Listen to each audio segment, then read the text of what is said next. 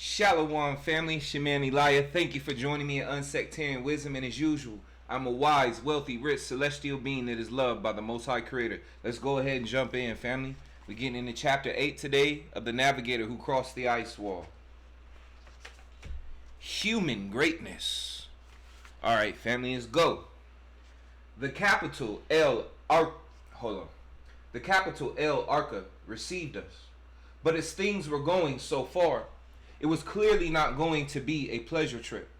At least not at the beginning. Butler ordered us to follow him, and after saying goodbye to the other officers, we immersed ourselves in this immense, luminous, and modern city that my mind, so lacking in imagination, would never have imagined.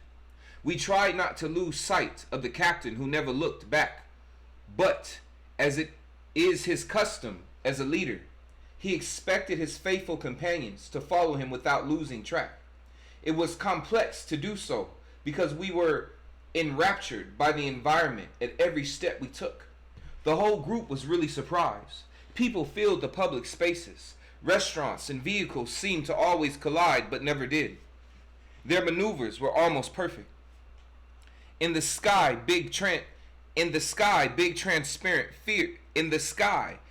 transparent spheres were walking from one side to the other.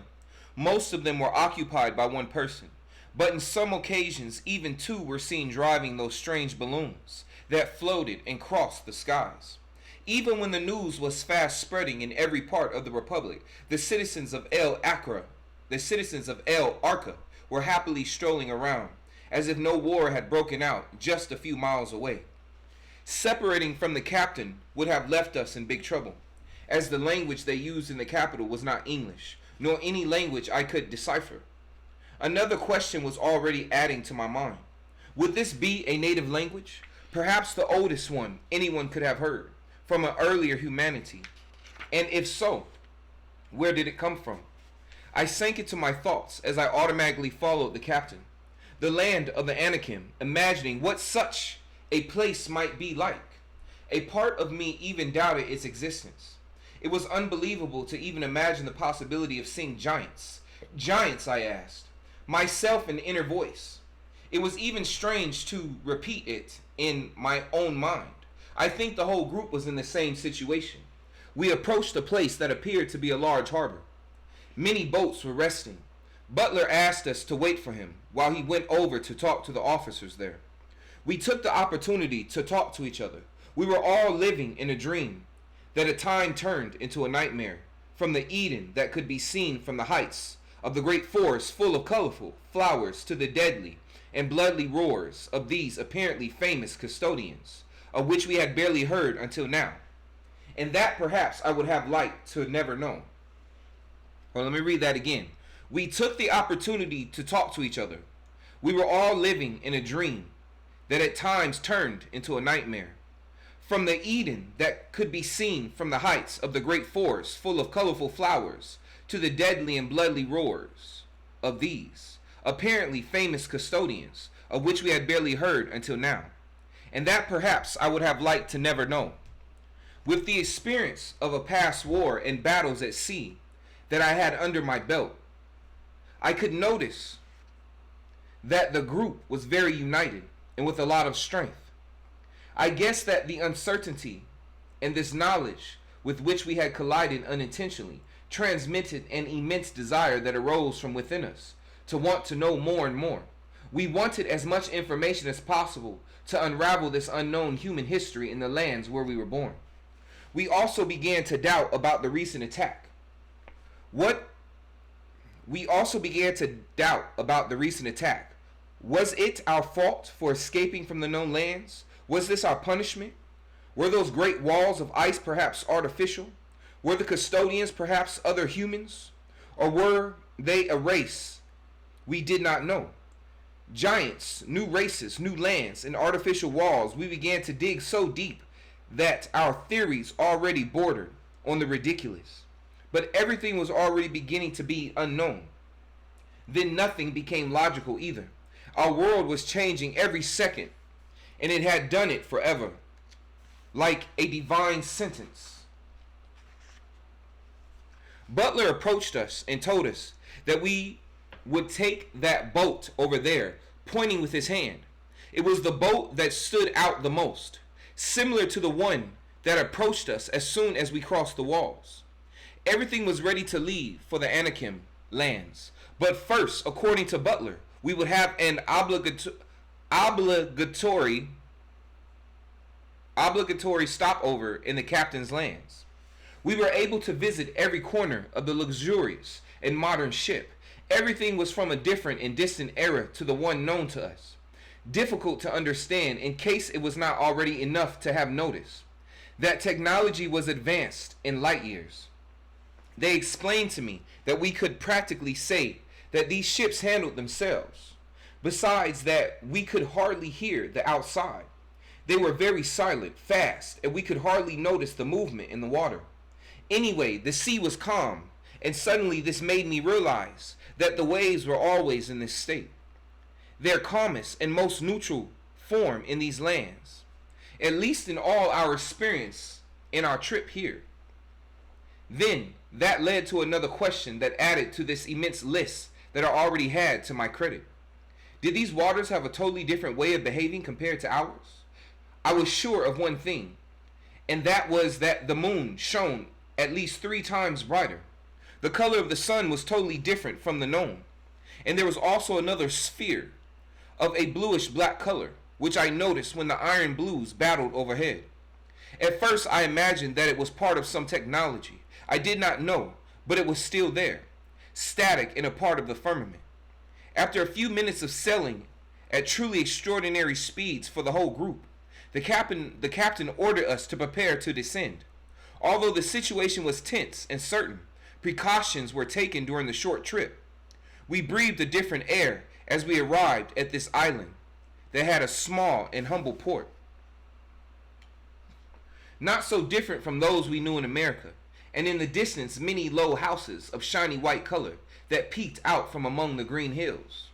Butler left his few belongings on the floor, and suddenly a little girl who seemed to be no more than 6 years old ran into his arms. Behind him, a woman with a pale face smiled as she saw the captain arrive to port. After a deep embrace, she introduced us. It was his wife and daughter who welcomed us. Butler, with a cheerful tone, confirmed what we all thought. "Welcome to my land, comrades. This is my family, and I hope you are comfortable here as long as we can stay." We settled in some houses adjoining the captain's house, who also invited us to enter and gave us all the comforts. We did not think we would be there long because of the urgency required by the situation in which we were. But Butler said later, it was just over a year since he was at home, and he was not going to waste the time to stay as long as he could with his family. We stayed 2 nights on that simple but beautiful island, and during this period I was able to talk to the captain about several points that kept nagging at the back of my mind that I needed to externalize. I was looking for answers over and over again. My mind would not slow down for a second. Butler knew this and anticipated it, as he always did. He was a man who walked several steps ahead of us in every decision and thought. Their minds are somehow modified.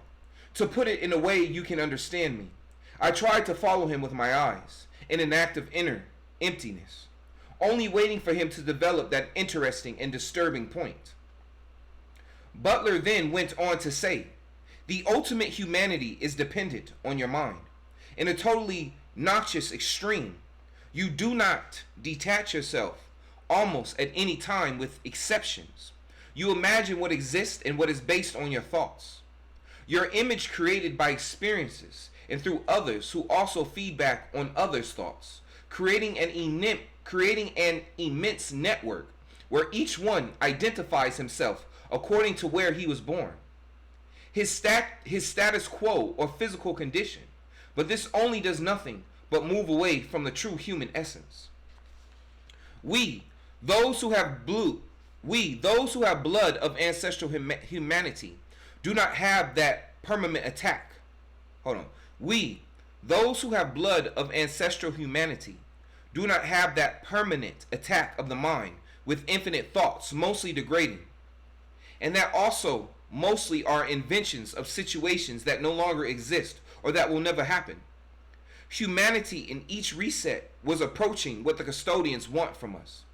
Because they were modified both their bodies and minds as the environment. Because they were modifying both their minds. Hold on, my bad. We, those who have blood of ancestral humanity, do not have that permanent attack of the mind with infinite thoughts, mostly degrading. And that also mostly are inventions of situations that no longer exist or that will never happen. Humanity in each reset was approaching what the custodians want from us because they were modifying both their bodies and minds as the environment. The land you left behind is an isolated world. The land you left behind is an isolated world, unreal, where evil stands out. Wars abound, and degradation becomes almost unbearable. But those humans, your brothers and mine too, although from another era, they are not what their minds think every day. That is why history is hidden. Because if human greatness were known, then nothing could stop us in our growth. Because no one would live kneeling if they knew who is trying them with the invisible leash in that world inside the ice walls. I had nothing to say. I remained silent and I kept my words to myself so as not to cry with impotence. I never heard the captain be so clear. His gaze was lost in the horizon.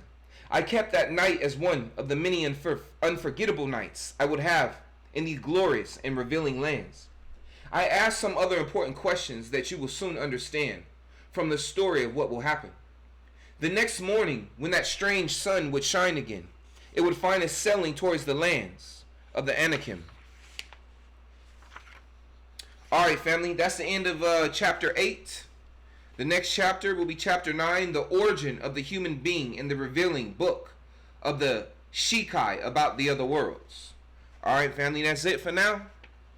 And without further ado, I'm a wise, wealthy, rich, celestial being that is loved by the Most High Creator.